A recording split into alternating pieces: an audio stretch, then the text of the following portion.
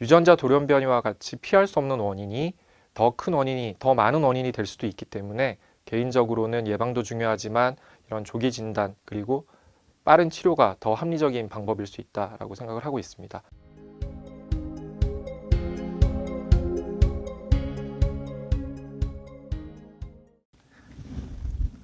안녕하세요. 저는 서울아산병원 비뇨학과에서 주로 전립선암, 심장암 환자들을 진료하고 있는 김정관 교수입니다. 오늘 제가 말씀드릴 내용은 신장암의 조기 진단과 치료, 그리고 진단 중에서도 주로 조기 진단, 즉 초기암 위주로 말씀드리려고 합니다. 신장에서 생기는 암은 굉장히 다양합니다. 저희가 흔히 알고 있는 암이라고 부르는 악성 종양 중에서도 주로 신장 실질에서 기원하는 신세포암이 있을 수가 있고, 그리고 요로상피암, 즉 요관에서 기원하는, 그리고 이제 신장에서 있는 요관인 요직관에서 기원하는 신우암, 그리고 이외에도 육종이나 임파종 등등 여러 암이 발생할 수가 있습니다. 그리고 암이 아닌 양성종양 중에서도 혈관 근육 지방종, 그리고 호산 과립 세포종, 그리고 물혹 등등 다양한 암이 신장에서 발생할 수가 있습니다. 하지만 흔히 우리가 임상에서 말하는 신장암은 신세포암을 이야기합니다.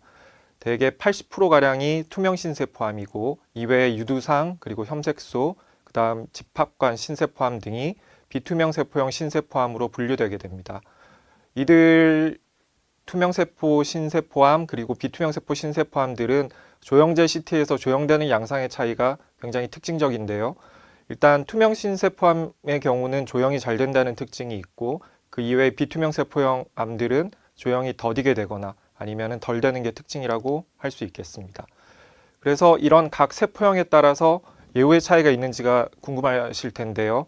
그래서 제가 국내 다기관 전이성 신장암 환자 데이터들을 모아서 시행을 했던 연구이고 이 연구에서는 전이성 신장암의 경우는 그래프에서 보시는 것처럼 붉은색으로 보이는 투명세포형을 기준으로 오른쪽에서 그래프가 그려지는 혐색소형의 경우는 예후가 좋은 편이고 반대로 왼쪽 편에서 그래프가 그려지는 유두상 세포형이나 집합관 세포형은 예후가 투명 세포형에 비해서는 조금 더 나쁜 것으로 나타났었습니다. 하지만 오늘 우리가 주로 다룰 초기암의 경우는 이런 세포형에 따른 예후의 차이는 거의 없는 것으로 알려져 있습니다. 즉 초기암에서는 세포형보다는 병기가 더 중요하고 그렇기 때문에 조기 진단이 더 중요하다라고 말씀드릴 수가 있겠습니다. 가장 최근 2024년 12월에 배포된 국가암 등록 통계 자료입니다. 보시는 것처럼 신장암은 매년 대략 7,000명의 환자가 발생을 하고 있고 남녀 통틀어서는 발생률 중에서는 10위암이 되겠습니다. 하지만 신장암은 남성에서 2배가량 더 많이 발생하는 것으로 알려져 있는데요. 2025년 예상되는 암 발생률 그래프를 보았을 때 남성암 중에서는 7위암, 그리고 이 그림에서 하나 더 주목할 점은 서양과 일본처럼 전립선암이 남성암 1위로 올라서게 되었다는 점입니다. 여성의 경우는 그림에서는 보여드리고 있지는 않지만 2021년과 2016년을 비교한 자료를 가지고 보았을 때 20대 여성의 이 신장암 발생률이 직장암 다음으로 높은 것으로 나타났습니다. 즉 젊은 여성에서의 발생률이 급격히 증가하고 있다는 점을 유의해야 할 것입니다. 암의 병기는 종양병기를 나타내는 T병기가 있고 그 이외에 임파절 전이를 표현하는 M병기, 그 다음 타장기 전이를 보여주는 M병기로 주로 나누는데 주로 우리가 흔히 임상에서 사용하는 병기는 이 종양병기인 T병기라고 보시면 되겠습니다. 그래서 신장암에서는 특징적으로 1기암과 2기암의 경우는 신장 안에 국한되어 있고 크기로만 그 병기를 나누게 됩니다. 그래서 4cm, 4에서 7cm, 그리고 7에서 10cm, 그리고 10cm 이상으로 나누어서 1기 A, 1기 B, 2기 A, 2기 B 이렇게 나누어지게 되고 다만 3기 A의 경우는 조금 다릅니다. 3기 A는 신장 주위의 지방을 침범을 하거나 아니면 신장 정맥이나 신장 동맥 그리고 요관인 신우를 침범하는 경우 그리고 신장 정맥 내에 혈전이 있는 경우도 3기 A로 규정이 되게 됩니다. 그래서 같은 크기라도 크기가 작더라도 이런 주요 부위에 위치하는 경우는 1기암도 3기암이 될 수 있다는 점에 유의해야 됩니다. 국가암 등록 통계 중에서 암종의 요약병기별 5년 상대율을 가지고 와 보았습니다.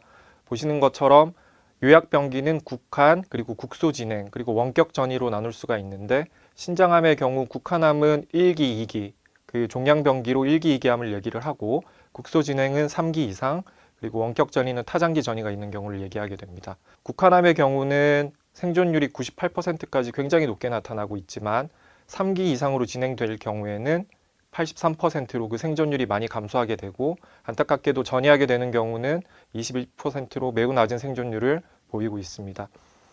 이 국화암 중에서도 1기, 특히 1기 A로만 보면 생존율은 거의 100%에 육박하고 재발률은 거의 0%라고 알려져 있습니다. 하지만 3기로 이 병기가 더 올라가게 되면 생존율은 80%대로 급감하게 되고 재발률은 30% 정도로 더 높아진다는 것입니다. 그래서 조기 진단도 중요하고, 하지만 더 중요한 것은 1기인지 3기인지를 정확히 진단하고 거기에 맞게 치료하는 것이 또 중요하다고 얘기할 수 있겠습니다. 다음은 원인과 예방인데요. 이 표는 미국에서 발간되는 암 관련 대표 학술지인 JCO라는 잡지에서 정리한 신장암의 위험 인자들을 나열한 표입니다. 우리가 관리할 수 있는 인자와 관리할 수 없는, 어쩔 수 없는 인자로 나누어서 나열을 해 보았는데, 어느 정도 관리가 가능한 인자로는 잘 알려진 바대로 흡연, 비만, 고혈압, 그리고 만성 콩팥병이 있습니다. 그래서 이런 우리가 관리할 수 있는 인자들을 피하기 위한 노력이 필요할 것이고요. 하지만 개인적으로는 가장 강력한 위험 인자는 유전자 돌연변이, 이런 유전자 돌연변이와 같은 우리가 어쩔 수 없이 관리할 수 없어도 생길 수밖에 없는 그런 인자들로 인해서 생기는 신장암이 많은 부분을 차지한다라고 생각을 하고 있습니다. 이런 유전자 돌연변이는 환자마다 변이에 대해서 좀 더 취약한 환자가 있을 것이고, 이런 취약한 환자들, 그리고 이런 변이가 생겼을 때 어떻게 대처하는지, 거기에 대한 연구들이 지금은 활발하게 진행이 되고 있다라고 말씀드릴 수 있겠습니다. 앞서 말씀드린 투명세포형, 그다음 비투명세포형, 이 여러 가지 세포형마다 각기 다른 유전적 특징을 가진다는 그림을 나타내고 있는 것이고요. 하지만 아직까지는 직접적으로 우리가 어떤 환자 예후를 예측을 하거나 아니면 항암 치료를 하는 약제에 대한 반응을 바로 예측할 수 있는 그런 유전자 변이의 바이오마커는 아직은 없는 상황입니다. 하지만 각 암종마다 여러 특징적인 표적 유전자들에 대한 연구가 지속되고 있고, 머지않아 이런 바이오마커들을 저희가 찾을 수가 있지 않을까 기대하고 있습니다.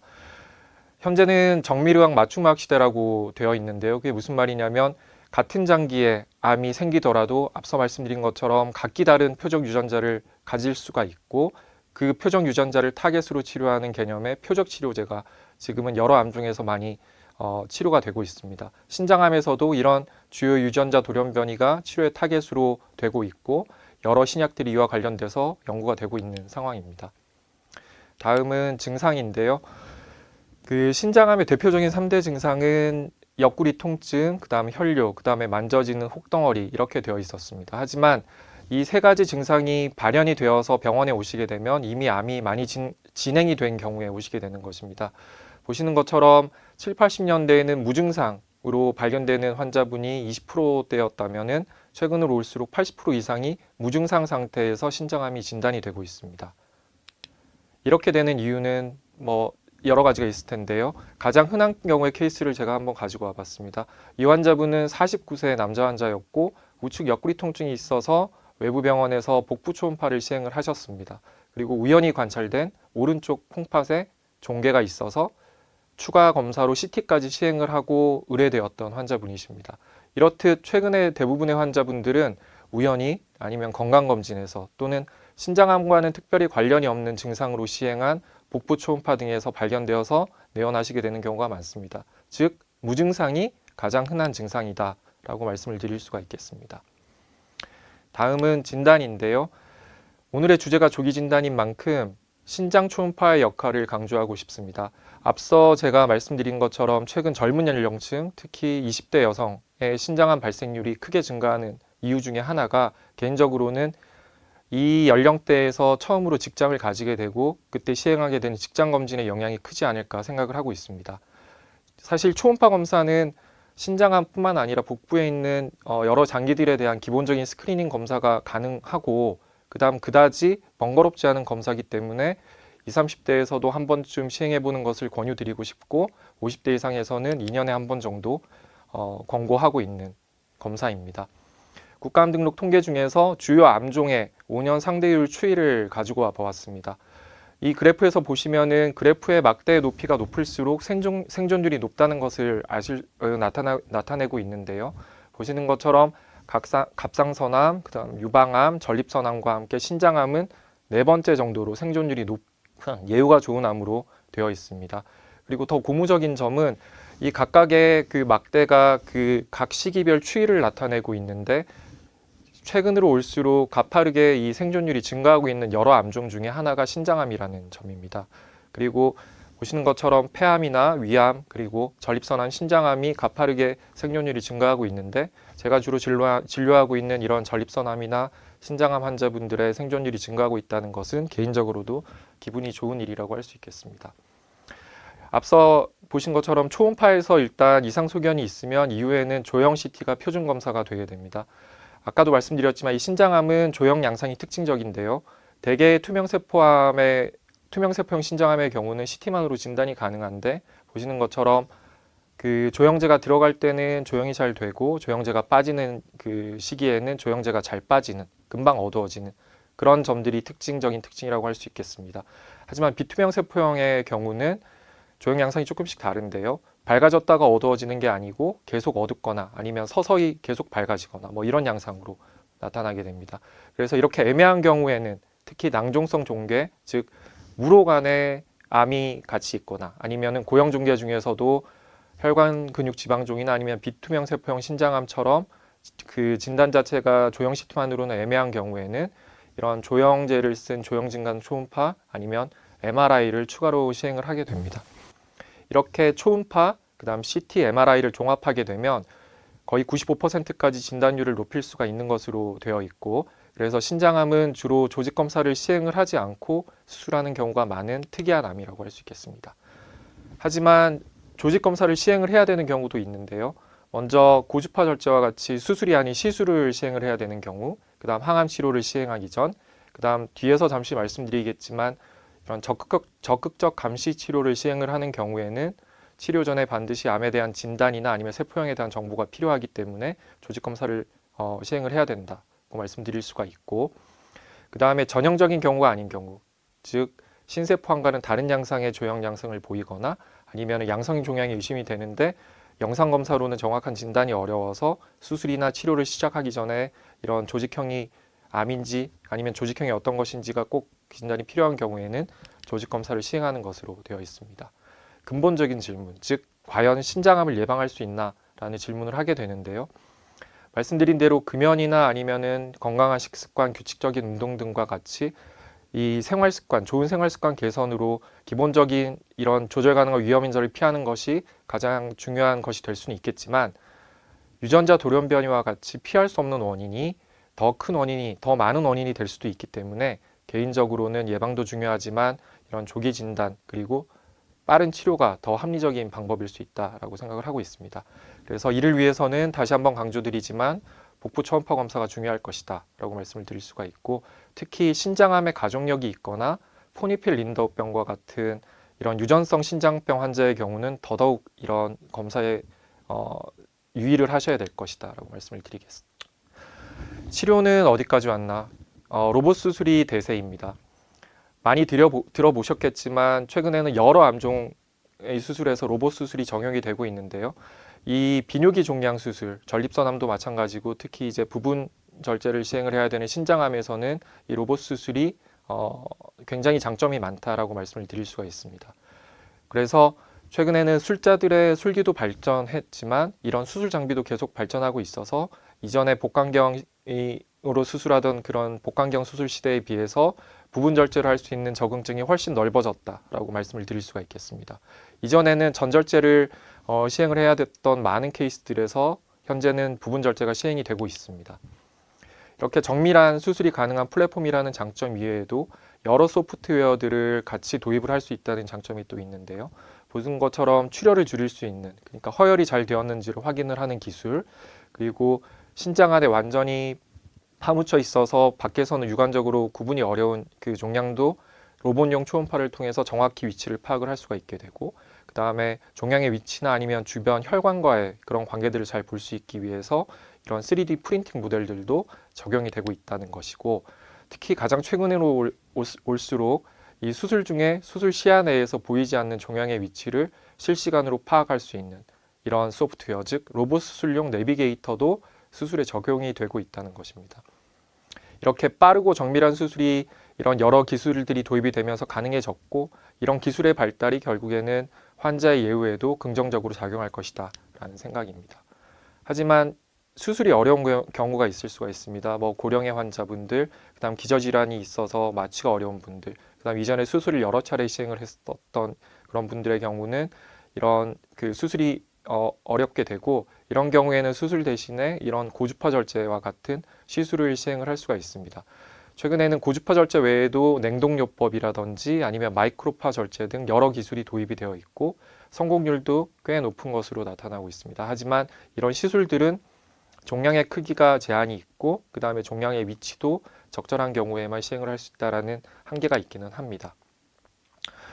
신장암은 과거에는 방사선 치료에 저항한다는 속설이 있었습니다. 하지만 최근 들어서 이 SBRT, 즉 많은 양의 방사선을 여러 방향에서 집중적으로 조사하는 치료법이 도입이 되면서 이를 신장암에다가 적용을 하였을 때 높은 성공률 97.2%까지 올라가는 높은 성공률과 그다음 신기능 보존에 유리함을 보고한 바가 있었습니다. 저희 서울아산병원에서도 이 SBRT를 신장암 치료에 적극 활용하고 있고, 이와 관련된 전향적 연구도 시행한 바가 있습니다.